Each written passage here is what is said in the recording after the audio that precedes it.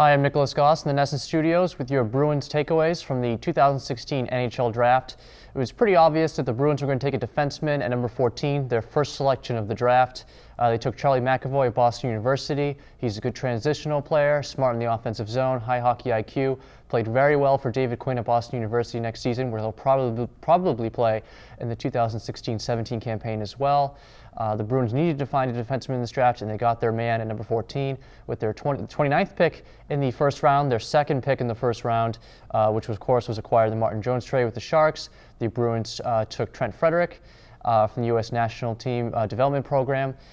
He is a quality center and offensive-minded player. A few years away from really making an impact for the Bruins, but definitely a guy that could see some time at the NHL level in a few years. The Bruins also took a center, Oscar Steen, in the 6th round. Center is a position of need for pretty much every team, but if you look at the Bruins, they're pretty well stocked right now. Their first two centers are Patrice Bergeron and David Krejci. Ryan Spooner, his future beyond next season is in question. He's a restricted free agent coming up. So you need some guys in the pipeline. Chris Keely, we don't know if he's going to leave as an unrestricted free agent.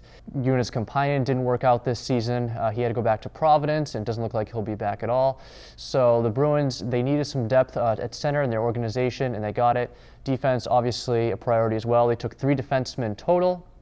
So that was also a smart move by Don Sweeney and co. And then the other takeaway is the Bruins need help on defense now. They need a top 4 blue liner and maybe somebody who can replace Chara when he eventually leaves. They weren't able to find that, and Don Sweeney told reporters in Buffalo Friday night that the cost was both first-round picks and maybe even David Pastrnak as well. The Bruins were very smart to hold off on that. That is a very steep price. One of the names rumored, of course, is Kevin Shattenkirk of the St. Louis Blues. He's a very good player, a good offensive player, but he got exposed a little bit in the 2016 playoffs defensively. And I mean, let's face it, he's got one more year until he's an unrestricted free agent, and he might cost you $7.5 million per season on a long-term contract.